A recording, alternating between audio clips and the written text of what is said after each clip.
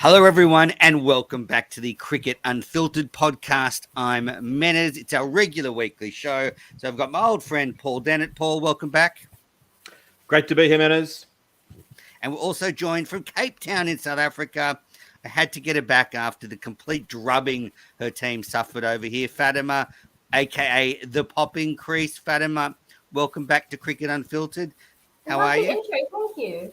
Yeah. Do you like grave dancing? Because you're about to suffer through it. But before we get into all the headlines and looking back at the South African series, we've also got the Australian squad to India that's been announced. We've got the Australian women's squad to the T20 World Cup that has been announced. A lot to get through. But this episode of Cricket Unfiltered is brought to you by NordVPN. And it's never been more important to protect yourself from cybercrime. With a number of high-profile data leaks in Australia, that you should take the steps and protect your computer and your devices with NordVPN. With just the cost of one coffee a month, you can protect up to 6 devices from cybercrime and give yourself some peace of mind. And the VPN, NordVPN, also gives you the flexibility of being able to watch live sport everywhere around the world, even if it's not being shown domestically wherever you are. I've done it before. Been overseas, wanted to watch something that was on in Australia, couldn't, clicked on the VPN and away you go. So you get the security and that massive advantage as well. So to grab your exclusive NordVPN deal, go to nordvpn.com/cricket unfiltered. That you'll get a discount there. You'll get a 30-day money-back guarantee. And the link to that is in the show notes. So please use that link so they know you've come from Cricket Unfiltered. All right, let's get into the headlines, and we'll start with the best headline, which is Australia completed an absolute drubbing of South Africa. It was a canter. Fatima, how did you go in Cape Town watching finally South Africa lose in Australia after, 16 years? 14 years. But yeah, a lot of people didn't bother getting up because it was the middle of the night for us here. So a lot of people didn't bother getting up. I was a sorry sod that did. But it was painful. I mean, when Warner and Smith were going in the first, was it the second test or the first innings or what? I don't remember when it was. Second test, yeah, in Melbourne, yeah. And then Kawadre in the final test is like, okay, I can't sit through this. It's too painful. Let me go sleep. But it was a complete drubbing. Good, yeah. Do you think, from your point of view, the series played out as expected? I don't even think your bowlers were that good, but in the end, you just have no batting. Completely as expected. I mean, I said from the moment the squad was announced, it's a completely weak squad. They had so many talented people back at home that weren't selected for whatever reason. They went in with people that they know have failed before. Why were they selected again? They set them up to fail. The selectors set them up to fail. I mean, and the likes of Elgar, Mr. Dependable, Mr. Experienced, averaging 9. I mean, his time is up, I'm afraid. I agree with Menez that it was probably, if anything, it was the bowling that was more disappointing because the batting, they obviously underperformed. But looking at the bowling, that Nortje, who got rave reviews, averaged 31. Still not, it's not bad, but it's not really match winning. Great, but think about where they're coming from. They continuously see the batsmen fail time and time and time again. They don't get any rest during the test. They have to now come out and bowl to world-class players. Of course, they're not going to be at their best. And yeah, but you could say the same in reverse. The batting side kept on seeing their bowlers underperforming, and they therefore wouldn't have batted well. I don't think you can. Series, not previous series. But I'm talking about this series. I think that I don't think you can blame I don't think you can excuse the poor bowling performance by the fact that their batters didn't bat all that well. I mean, I know they have to probably bowl a bit more than expected. From the first ball of the second test when he kept bowling down leg, I knew right then that he's not in this. I just thought tactically they were weird how they kept on bowling short. I think I said it in one of the other episodes that for my whole life of watching touring sides come here, so many of them go too defensive and too short right from the start. It's almost it's like a trope. And And they used to always say, "Oh, visiting sides come to Perth and they get excited by the bounce." And I know that this series wasn't in Perth, but just using that as a sort of they get excited by the bounce and they bowl too short. And you'd think that they should have learned. I honestly think that if they'd had a more, if they'd had Ben Stokes or someone as captain, obviously if he could have played as well, would have been handy to him to bat and bowl. But they could have had a little bit of aggression with the bat. They're just they're going along at a strike rate of 2 the whole time, or 2.5 the whole time. Just never look like they're going to get away. And I know it's hard against a really good Australian side, but then in the field, bowling bounces and having the field push back, it's just every sort of weakness that opposition captains have kind of had over the years. And I'm always the one saying that the significance of the captain is overstated, but I think in this instance, Elgar's was very poor as captain. I'm sorry, his field placings were wrong. His bowling changes. I mean, just in the final test alone, over bowling the spin when you had bowling Maharaj over Harmer, who was doing better in that test, and he too often comes out after an interval, after lunch or something, and he doesn't go with your best bowlers. He goes with who the opposition would most like to face. I don't understand that thinking. I completely agree. I don't understand why they played Maharaj at all. I said it beforehand that I wouldn't be picking him. One for 260. It's not to criticise him necessarily too much, because very, very few spinners ever succeed in Australia. It's just not spin-friendly conditions. That I talk about it before, that when Warne came along, we were saying before Warne came along, I remember it well, it's like the West Indies had it right. 4 quicks was the answer. Don't bother with spin.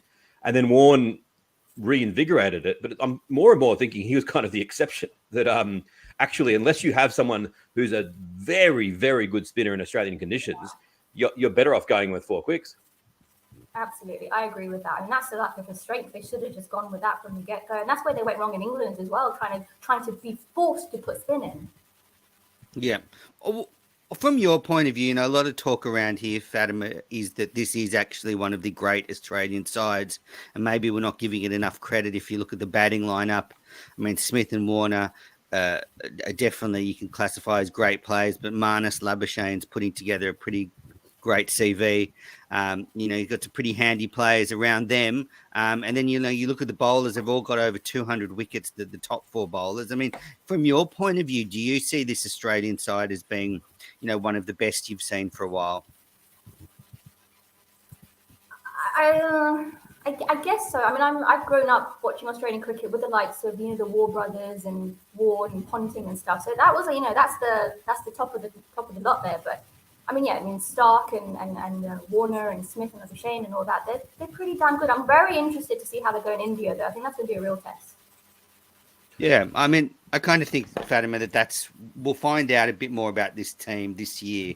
The tour to India and then the tour to England. I mean, if they can perform well across those series, not even winning both of them, but just putting up a really good performance and not getting drubbed, because they could get smashed in both series, really. Then maybe we can start to put that team on that mantle. I don't think they'll be the team of the early 2000s, but they're certainly, just filled with stars. Oh, I think so. Sorry, Paul, yeah. No, you go. No, I was just going to say, I mean, absolutely filled with stars. I mean, Stark, and I think they missed Stark a lot in the final test, and his reverse swing, his pace, his aggression, his ruthlessness. Australia are just ruthless, and that's what sets them apart from all the other sides, I think. It's funny because Stark is maybe, I wouldn't say underappreciated in Australia, but because himself carries himself in he sort of shies away from the media. Cummins, he's on everything. His beautiful blue, eyes are everywhere, and you've got, Hazelwood. But yeah, Stark sometimes doesn't get the credit for how well he does. I agree generally that this Australian side, it's not probably as good as the very best Australian side of that 2000. I was thinking that 2006 Adelaide side that Australia had might have been the peak. I know that was after Steve Waugh had retired, but cobbling together something around then, I still think that's at a level above. But I think that I agree, Menas, if they can go to India and England and really perform, then I think that they strongly make a case for being certainly the second best side that I can remember. And I'd almost go back and say maybe it's a alongside the 1948 side. Maybe they'd be the third best side that we've had. But it's a long way away from that. I do think they need to perform in India and England. And I think they will. I really think they have every chance of winning both series. I'm not saying that they will, but I just think it's I almost think it's a 50-50 toss of the coin. Maybe 60-40 in favour of India. But I'm really warming to the idea of there being an upset. And I think that they might actually beat England. I think that maybe I'd actually go 55-45 in favour of Australia in England. I know England have done really well of late. I love their attitude. I love the way that they play. And in English conditions, they're really tough. I really like Pat Cummins as a leader. I know you don't, Manners, but I'm liking him more and more for his that's wrong. Cerebral approach wrong. and his calmness. Mate of mine. Yeah, he's a great mate. He was. I think there's a lot to like about this side. Do you think Australia's bowlers will be able to handle Bazball? Australia's bowlers. I think that Australia. I think that yes, I think Australia's bowlers will be able to, because it's very difficult to bat in English conditions. Absolutely.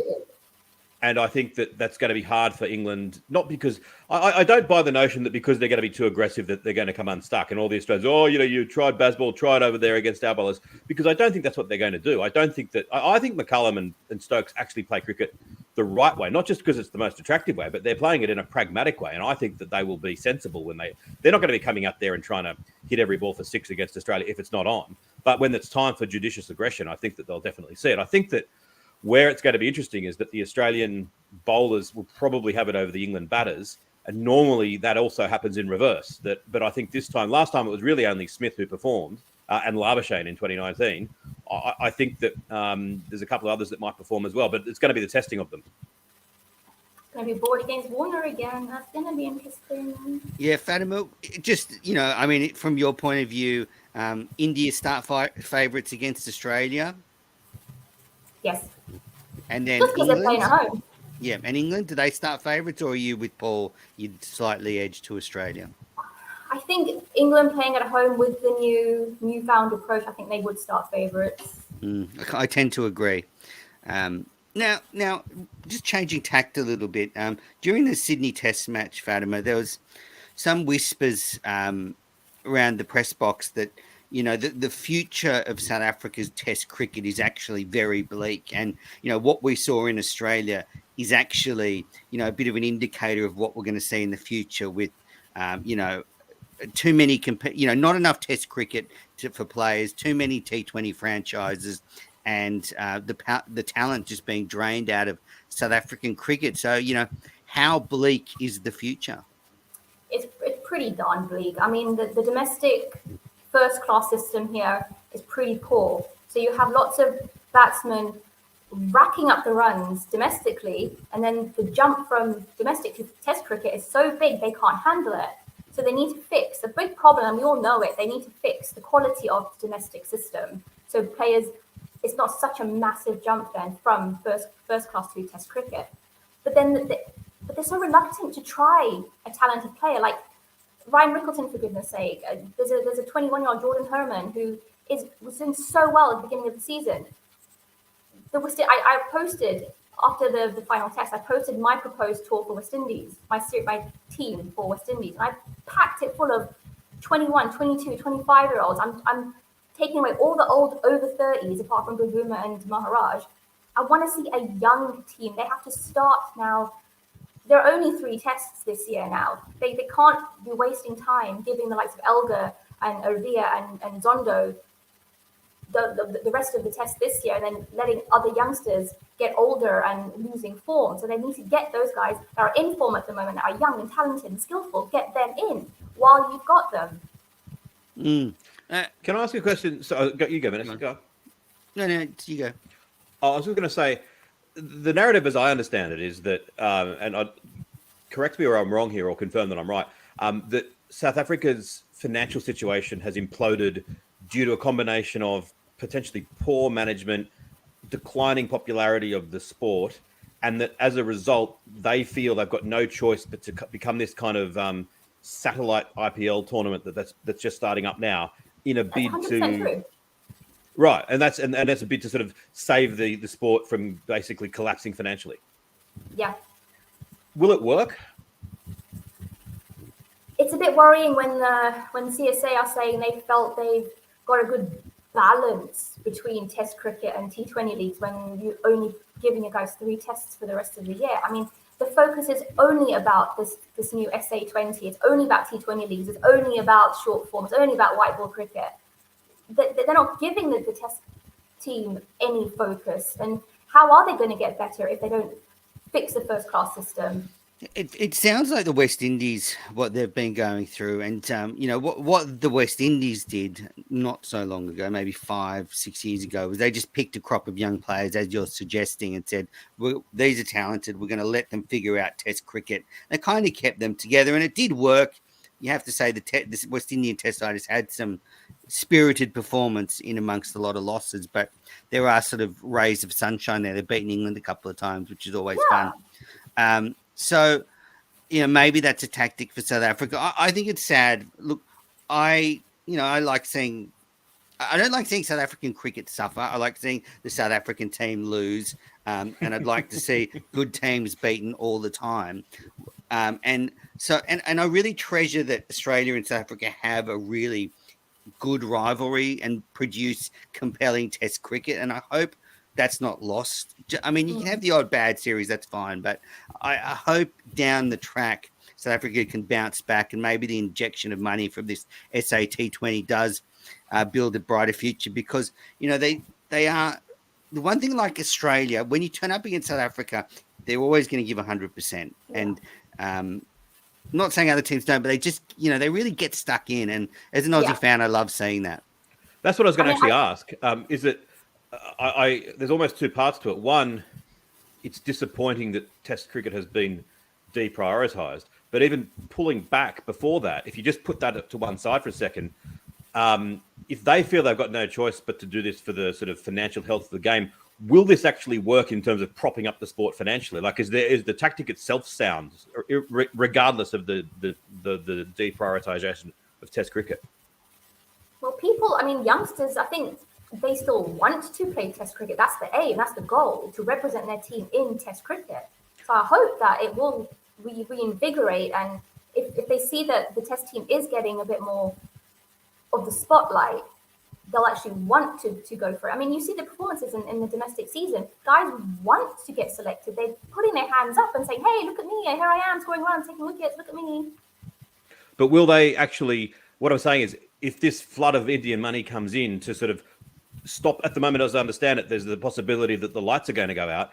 Will this work from a financial point of view, and at least get to the point where they can say, okay, we may not have got much going with Test cricket, but at least the sport itself is on a better financial footing? Is it a smart move financially?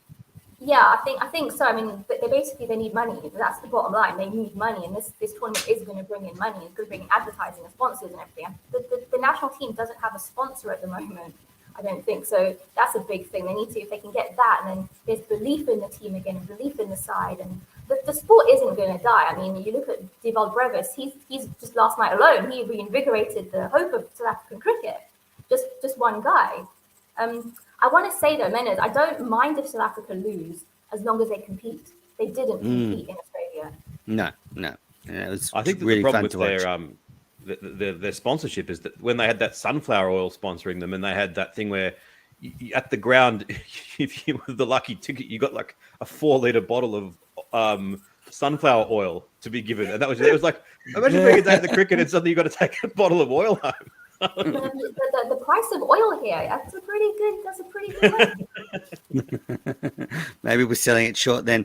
All right, Fatima, we've got to let you go, but just lastly, earlier today, Australian time, but the SAT20 League begun in Capetown, and it is actually in the discussions here because it's pulling a lot of players out of the Big Bash, and I actually think it's got a lot of talent in the league. I saw in the first match you had Jofra Archer up against Joss Butler and Jason Roy, and you talk about Brevis and Rickelson, the 2 young South African batters making runs.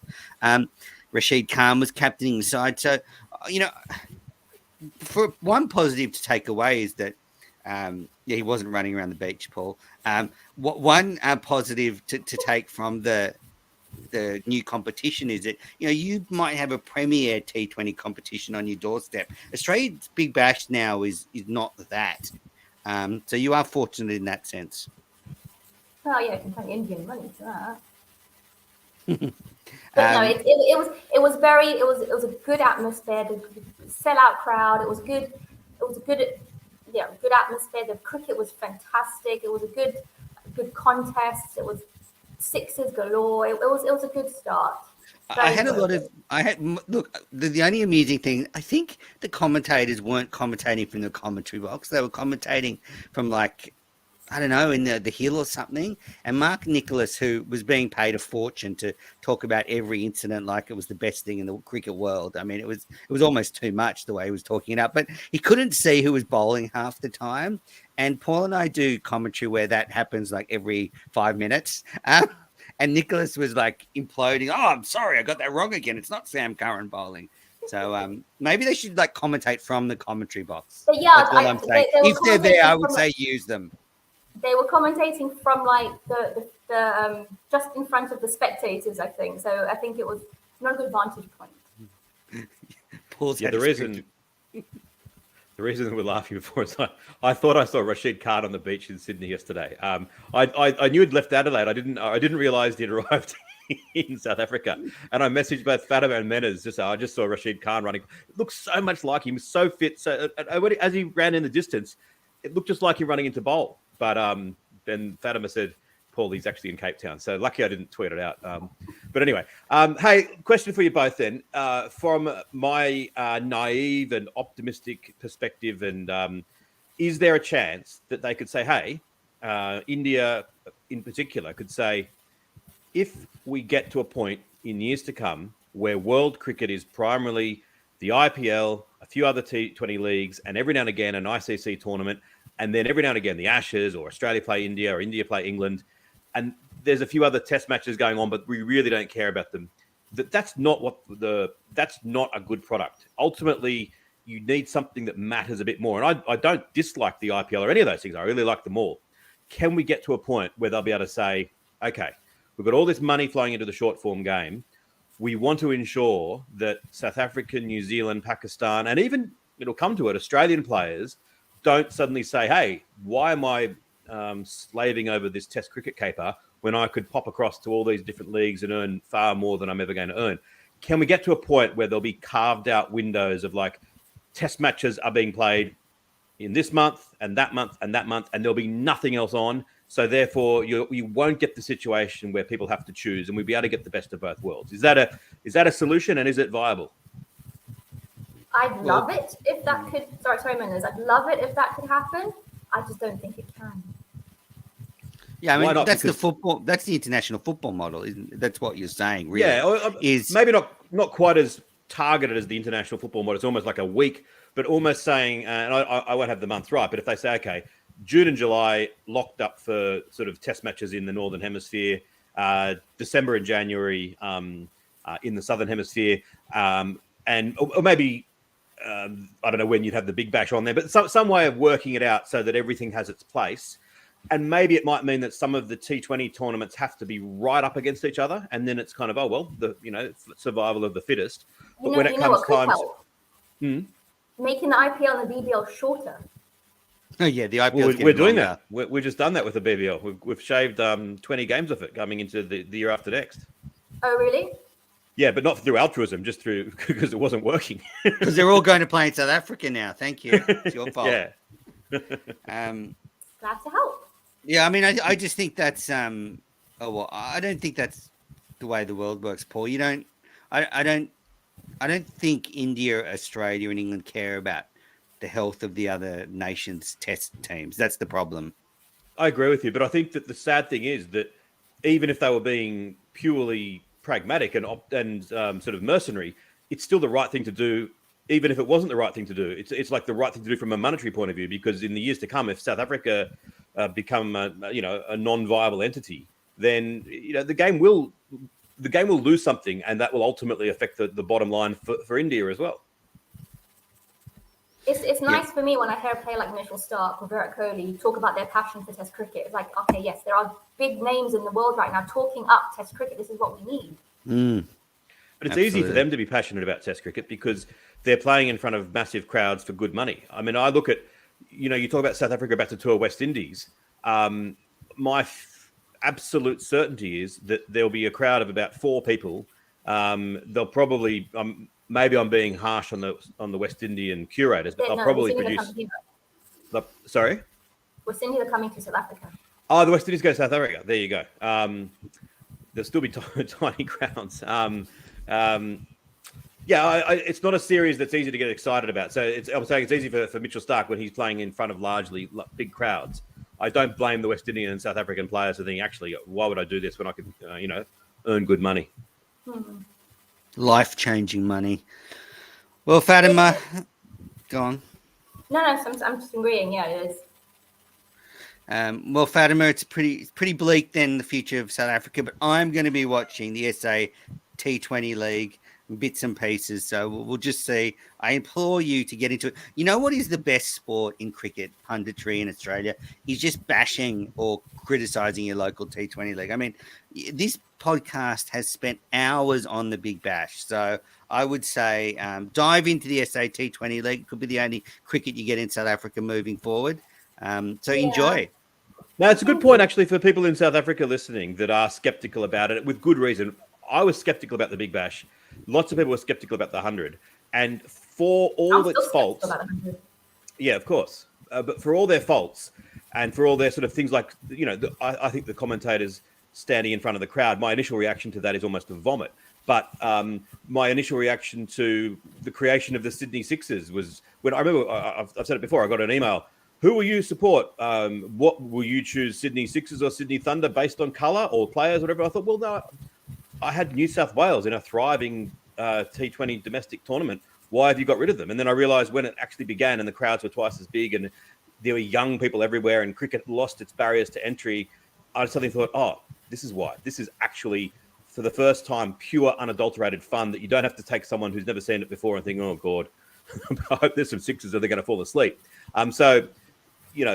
There's probably going to be some Americanism that's probably not palatable that it feels like an away tournament in your own home country. But if it's going to fix the health of the game, then to some extent I agree, Menas, we should cheer it on. Yeah, absolutely. Fatima, now where can our listeners keep up with you on Twitter? My handle is @PoppingCreaseSA. Awesome. Well, thanks for joining us.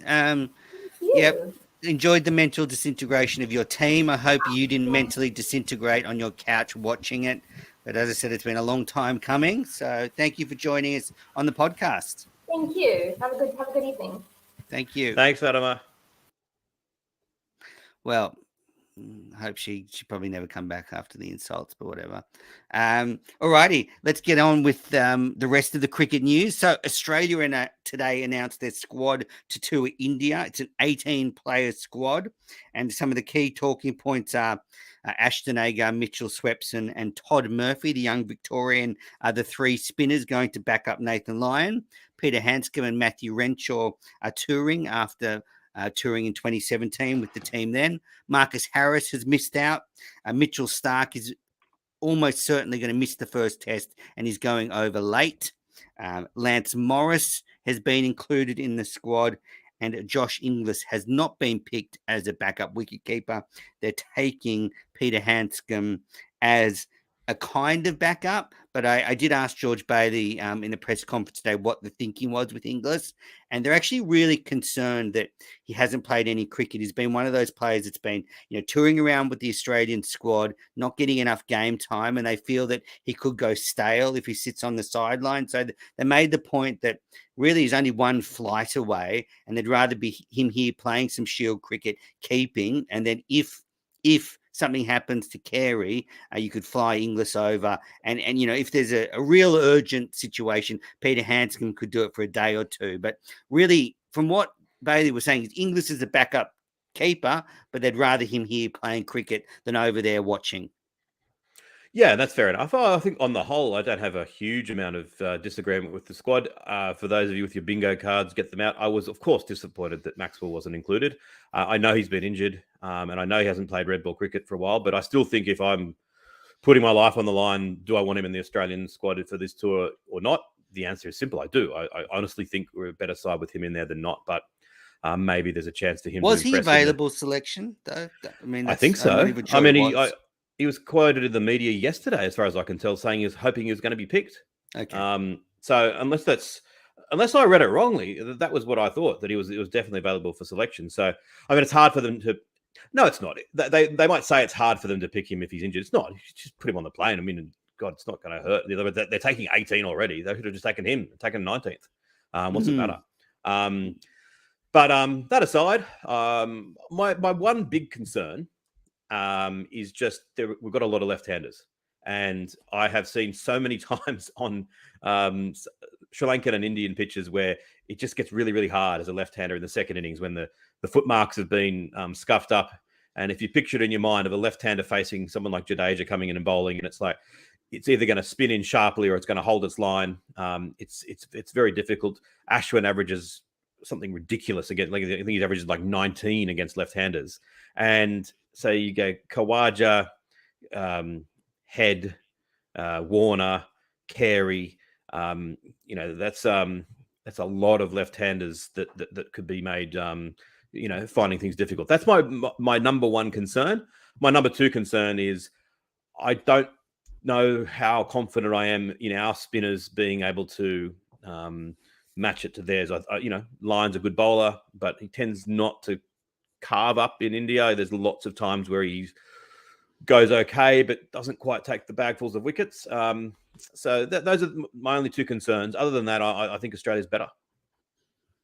Yeah, I don't think that, but I agree with you with the spinners, and I think back to that 2017. So this is the challenge for Australian cricket. We don't play a second spinner very often. Even at Shield level, spinners often get limited opportunities. So you're really asking a spinner to come out of nowhere, go to one of the hardest places in the world to play and perform. And, you look at 2017 when Australia competed with India, they lost a close series. There was no accidents there. Stephen O'Keefe said, I'm not going to play the Big Bash this year. I'm going to prepare for India. And he locked in on how to bowl in India, spoke to everyone he could, and he went to India 200% prepared for the condition. He'd been bowling with a red ball, ready for those conditions. And I just fear we're taking in some bowlers who are pretty green, who play little or no red ball cricket, have no idea the conditions they're about to face. And, the Indian batters will go, okay, who's this Murphy bloke or Agar? We're going to target them, because if they knock the second spinner out of the attack, Australia's severely exposed, because, Lyon will have to bowl all the overs from one end. I agree that O'Keefe's preparation was awesome in 2017. I loved it when he pulled out of the Big Bash, and Australia itself went to the UAE and on bespoke wickets for the Indian conditions. It was in modern times when preparation is hard and abbreviated. It was one of the best prepared tours ever. And as you said, Australia almost won. They probably should have just about won. But I don't think that's the main reason that O'Keefe bowled well. I think he bowled well because he's just a really, really good bowler. Absolutely, he should have gone this tour. That's the thing that O'Keefe had a better first-class bowling record than Shane Warne. Let that sink in. He had better figures than Shane Warne. He had a first-class bowling average of about 24 and a half. And for people who say, you got to bowl at the SCG, his first-class average was the same outside the SCG. I once did the maths. It was almost identical, SCG versus non-SCG. Warne's first-class record, I'm not sure off the top of my head, more like 26. Nathan Lyon's first-class record as a bowler isn't as good as Steve Waugh's. I just think that I agree with you, Menners, that it's a pity that O'Keefe. I know he's a bit older now and he's retired, but you sent out a tweet yesterday saying they should co-opt him back into the side. I actually don't think it's farcical. A lot of people replied saying he can't go 4 overs in the Big Bash and he's retired and everything else. But geez, you could do worse. But this is the sort of out of the box thinking that can win you series. I mean, it's a bit late now, but I mean, if you're Bailey, why didn't you think a month ago? Look, O'Keefe's a pretty good option. He's actually been there. He and Lyon bowl together. He's still playing professional cricket. It's not like he's completely retired. If you'd said to him a month ago, "Are you up for this?" Get him, run a few laps and man the oval, get fit, and it's literally a one tour, and then we're never going to play two spinners again till we go back there. So, people say it's out of the box thinking, but it's actually not. If you look at the way Australian cricket is set up, it's not that wild. Yeah. And I said, O'Keefe, off the top of my head, had a bowling average of 24 or 25. Agar, who I think is potentially going to go well, and I'm happy that he's in there, and he doesn't play as much first-class cricket because he plays so much white ball cricket, but his first-class average is 42, at a strike rate of 83. They are very, very, very modest figures to expect him to go to India and do well. And he might do well because I think I said left-arm finger spin is so favoured over there. But O'Keefe bowled the same way with an average almost half. Yeah.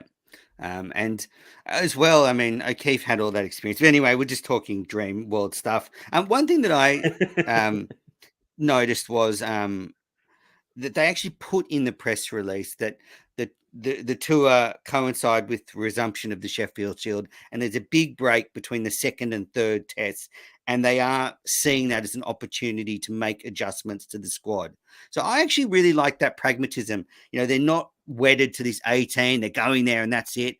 If something's happening back in the Shield, maybe a spinner starts to get on a run, and they think, well, let's just bring them over. Their bowling's, I don't know, but I just like that flexibility that they could go, okay, we need changes. Yeah.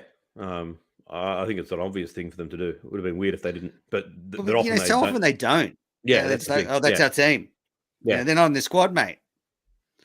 I think there was a lot of controversy going to the 1934 Ashes that they wanted Birdie Ironmonger to be included, and the Australian players petitioned the selectors and said, "Look, could we just have Ironmonger? We think you'd do really well over there." And they went, "No." They said, "But just take one extra player. It's for 6 months." And they went, "No, you can't have him." Okay. I just want to circle back to the Josh Inglis thing, and look, this does come back to player welfare, which I actually think is hard to judge from a distance. I really do think that. So I'm going to sort of defer to the people that are closer to him, and maybe he does need to be here. But I have to say it is a risk. If a day before a test match, Carey gets injured, and either Hanscom has to play, who's not a first-class wicketkeeper, or you fly Inglis over and he's in a test match with, sort of no time to acclimatise. That's not ideal. I'm just a little bit nervous about that. I think Hanscom will be fine. I think the only reason that you think Hanscom's not going to be fine is because he has said he's more of a batter than a keeper. If his whole career he'd said, I'm a top-class keeper, I'm really, really, that's what I want to do, and I'm just being kept out of it, you'd be fine. I disagree. Keeping on, that's ridiculous. I mean, you're keeping on up and down wickets in India. That is a very skillful thing. In Australia, maybe I could, but I actually think you'd need a specialist wicketkeeper. I mean, Glenn Maxwell could not keep wickets in India. I'm sure that in Australia, Carey would fumble 7% of catches, and that in India, Carey would fumble 17% of catches. And I'm sure that in Australia, Hanscom would be almost the same. That yes, it's harder over there, and you've got to, and you can make more mistakes. But the established keepers make mistakes as well. I mean, Carey dropped that catch in the last Test match. Your argument would hold water if the top level keepers versus the ones who are almost as good, there was a demonstrable, massive difference. There's not Ollie Pope. Ollie Pope did a fine job over there from England recently. It's an artificial distinction that people just make up. What's artificial about someone having more experience than another? Like, Carey keeps all the time, Hanscom doesn't. Because prove it. Show me the numbers.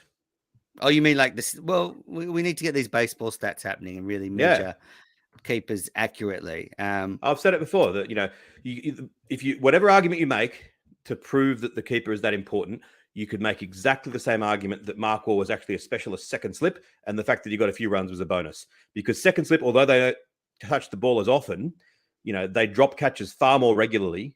Second slip might get 2 opportunities a match. Mark Waugh catches 2, and the next best second slip catches 1.5. The keepers get 5 opportunities a match. the best one catches 4.5, the second best one catches 4.3. This, the actual impact, those numbers are obviously made up, but the actual impact of second slip is probably more significant than keeping. And I know that's heresy, and everyone says that's nonsense. But for anyone who disagrees with me, send me your profit and loss on your cricket betting. I know, but surely, like, you've seen a good wicketkeeper versus a bad wicketkeeper. That's the issue. Yes, I have, and the good keepers drop as many catches as the bad ones half the time. I can't honestly say that, for example, that Healy was a better gloveman than Gilchrist. Everyone says that. Remember Booney kept in the World Cup? Anyway. No, but I'm not saying that there's no skill in it. It's a highly skilled thing. But I'm saying that Hanscom has done it a fair bit. That Boone, fine player, but I don't think he's as athletic as Maxwell or Smith or Warner. I'm sure that give them a bit of an opportunity, they'd be every bit as good as for as much as it's possible to tell the difference as the others. And anyway, I'm just saying I'm not worried about Hanscom having to fill in rather than Inglis in this series. Okay. Took a D2, the big D2 there. Well, you shouldn't poke the bear. You shouldn't poke the bear. Well, you're crazy, so I wonder what the listeners are thinking. Like all the wicketkeepers that play cricket and listen to this podcast must hate you right now. Yes, and I'm sure that if there's no such thing as a batting average, lots of people would think that Marco was a better than Steve. Look, the way he threw the onside, magnificent. Steve all looked half the time like he was holding a chunk of metal. Oh, he's a far better player. It's the same argument they use for the keepers, but because there's no numbers to back it up, they get away with it. So yeah, all those people who are saying that I'm nonsense like that, think about it. Think about that. I'm sure. Well, look, I'd like to say all the wicket keepers out there, I really appreciate your work. All right, our next cricket headline, it's the Aussie Women's World T20 squad has been announced. So Australia are looking for a three-peat of World T20 titles. This tournament's being played in South Africa and starts next month. This is also the squad for a series against Pakistan in Australia of white ball cricket. There are a couple of surprises in the Australian squad. Nicola Carey has been axed. Amanda Jade Wellington, the leg spinner, is not going. And Phoebe Litchfield, our friend, is not going. But some pretty big inclusions. Back in is Meg Lanning. Georgia Wareham is back from injury, the leg spinner. Kim Garth, also the former Ireland international, makes her first Australian World Cup squad. What did you think, Paul? I'm fascinated again by Kim Garth being in this. I remember watching her in the WBBL for the first time a couple of years ago and having to Google her and look at her record. And then I watched her, thought she's pretty good. But yeah, to have actually forced her, I know we talked about this before, but to have forced her way into the, to have come from Ireland, to force your way into the Australian women's team is a pretty impressive achievement. You can never be sure in knockout play because of one bad game. And obviously, India and England and others, probably New Zealand, shape as threats, but they'd start as what do you reckon? 75% chance of winning the tournament? Yeah, I mean, heavy favourites. Nicola Carey's the one exclusion that I noticed because she's been such a fixture in that T20 side. But I sort of look at the balance, and I think Grace Harris is a very good option in that lower middle order. She's got a bit more of an expansive power game than Nicola Carey, and she can bowl some nice little off spin. I also think Elise Perry has shown that she really needs to be in our T20 11 now, and she could, bat down the order and bowl like Carey was when Lanning comes back into the top of the order. So, yeah, I really like the squad, and I agree with you. They're just odds-on favourites. All righty. Well, that's the cricket headlines. Let's get into Can't Let It Go. That little bit of cricket news you just can't let go through to the keeper. Paul, what have you got for us? I naively was hoping to go to 2 of the test matches of the Ashes next year, and I went on to get tickets thinking that there was plenty of time, only to discover the whole bloody thing sold out. Already? Yeah. I think what's done me was that because the Ashes have been brought forward a little bit earlier in the season, that the ticket window has been brought forward as well. And I didn't miss it by far. Like, I clicked onto all the different, I was in desperation looking at all the different venues, and there's still a few day 5 day 5 tickets available and something else. But yes, I had been hoping to go to the test matches in Manchester and in Leeds, but I still might find a way to get there. But I was just going to say, anyone listening who's got tickets who doesn't want to go and wants to sell them, sell them to me. Self-serving, can't let it go. I've got to say, I'm going to pay for them. Well, I mean, man, the thing is, it's so nice that you've never had a self-serving can't let it go. What's you on this week that you had a who I had a beer with in the commentary box? Had a beer with WG Grace. No, yeah. So if anyone's got that, or if any yes, anyone got any suggestions, please feel free to let me know. All of a sudden become Craigslist. Look, the other thing was I want to go to the 50 over World Cup this year. I've never been to India. I've never seen cricket in India. Like, if you don't go to the Ashes, let's go together. Let's Cricket Unfiltered on tour in India. Oh, for sure. Let's try and get a couple of World Cup games over there. I mean, how good would that be? Some sponsorship. We'll say anything for you guys. Just just get us over there. If you're at Kohli, way better than Bradman. Bradman overrated. Kohli number 1, Tendulkar number 2. Whatever you want to hear, we'll say it. I'll even say that. Yep, I'll wear an Indian shirt the whole time. All right, now my can't let it go is I put out this tweet on the weekend at the test, and I was meditating on who the most attractive batters I've ever seen are. Not the best, not the most entertaining, but just purely aesthetically, the way they play their shots, who I've enjoyed watching the most. And I had an unfinalized top 5. So Lara number 1, Mark Waugh number 2, David Gower number 3, Dean Jones number 4, and Usman Khawaja number 5. So, that was unfinalized. I mean, I think they're all pretty self-explanatory. A couple of people sort of said, was Dino that attractive? But I just loved his wristy orthodox play. I mean, the way he played, it was just like the ball just slid off his bat. Yeah, I certainly don't have any argument with Mark Waugh and Gower. The other 3, I'm not so sold on. I mean, Lara was an exciting player to watch, but in terms of attractive, yeah, I mean, I suppose it's what you're. For me, attractive is kind of that classical style of languid ease, and that's what sort of the definition. And for me, Damien Martin is right up there, and possibly the most attractive of them all. But yeah, Dino with the sort of pugnacious style, I wouldn't class it in that same way. But both he and Lara were highly, highly watchable for sure. Lara's high backlift was just, and the way he just anyway, I just loved his shots. I mean, it is a personal thing, what you aesthetically watch. Yeah. Khawaja slid in there, maybe some recency bias. I think he's such an elegant player, and when in form, he just does it so easy, like Mark Waugh did. But I think Damien Martin's probably the one that would go in there for Usman Khawaja. Every shot he played was like out of a textbook. But this got like a lot of replies on Twitter, and I just want to sort of just punch through a few. These are some good replies. Greg Chappell, I'd agree with that, but I unfortunately never saw him play live. Did you? I saw him play live, even though I'm younger than you, just because I'm more of a cricket fan than you are. That's okay.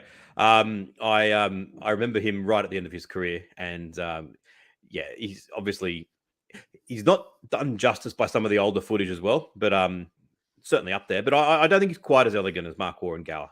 And Martin. VVS Laxman, I don't think is as elegant. Lovely player, but a bit stiff through the offside. Martin Crowe, go on. I was going to say I can't put VVS Laxman in after what he did to us in 2001. I watched him 15 hours straight, scoring 280, whatever else. I'm sure it was elegant to a non-Australian fan. Martin Crowe's very elegant.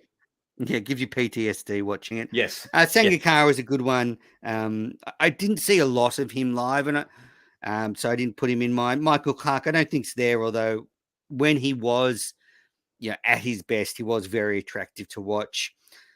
Ricky Ponting's one a lot of people suggested, and I'm not doubting Ponting's greatness, but to me, like aesthetically, he was the way he sort of fell across. Just aesthetically, not in my top 10, probably. The thing I liked, I think I'll put him in a category like Lara, where he was highly watchable, but not in the classically elegant way. But I remember one pull shot he played where, even in commentary, Bill Lawry said that looked like Bradman, and it did. Like he had that when he really nailed a pull shot when it wasn't really short enough to pull, and he still smacked it through mid wicket for 4. that was probably my favourite shot of his. But he's just about the best player I've ever seen. But yeah, I kind of agree. His on drives are pretty spectacular. Someone put in Meg Lanning, hard to argue. Yeah, definitely. That's a good one. Bubba Azam, not for me on attractiveness, just aesthetics. A little bit loose, not classical. I'm not knocking him, but just doesn't make the attractive mantra. Hello to everybody in Pakistan listening. Yes, hello. Muhammad Yusuf, another player from Pakistan. I actually think that's a good shout because he was just a beautiful timer of the ball, and everything was just so pretty.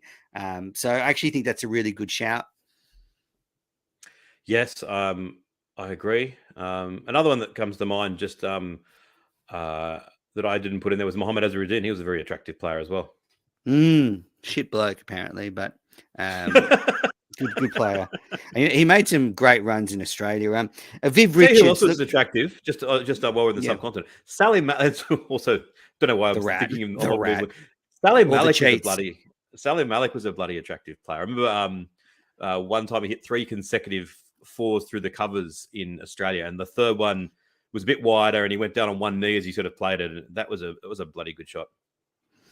A lot of people replied with Viv Richards, and this is interesting because I think actually as he went on, he got more brutal. But if I had this video, and it was like Viv Richards, and it was a BBC video, and had a lot of footage of him in the late 70s when he first really came on the scene. And actually, then he was a little bit more elegant and deft. The way he used to play through the leg side with a bit more finesse than I think as he got bigger and stronger and could just hit bowlers back over the head for 6. He put stop flicking them away. But he's undoubtedly almost there. Like he was fucking good.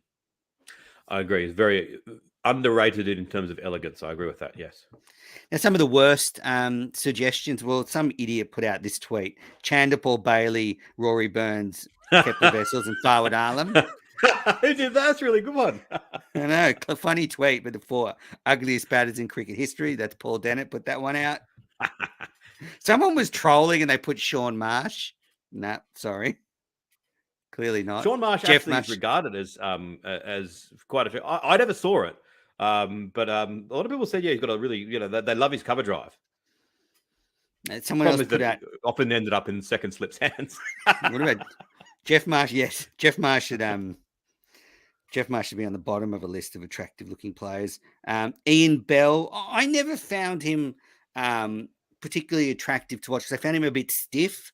I thought he was technically correct, but not fluid enough for me. No, I thought he was really good. I thought it was a good show. I thought you were being silly when you put him there. I think he's closer to the top list. Hashim Amla is another one that comes to mind that was pretty attractive. I also got Alex Stewart, which I just think he was a fine player, but certainly not attractive in my opinion. Someone just put in Matt Short in the BPL. I just thought it was amusing. I mean, he's having a great BBL, but I wouldn't put him in the company of like Lara, Mark Ward, David Gower. I mean, David Gower, that 85 Ashes tour, he just spanked us all around. And actually, one of the first Test centuries I ever saw live was Gower's 1991 century at the SCG, which came after Michael Atherton killed cricket with 90 off 7,000 balls. And someone put here the worst is probably Graham Smith. I'm sorry. Graham Smith was one of the ugliest batters I've ever seen bat. I mean, how not skill wise, fine, great record, but I mean, I wouldn't walk, 50 meters to watch him play.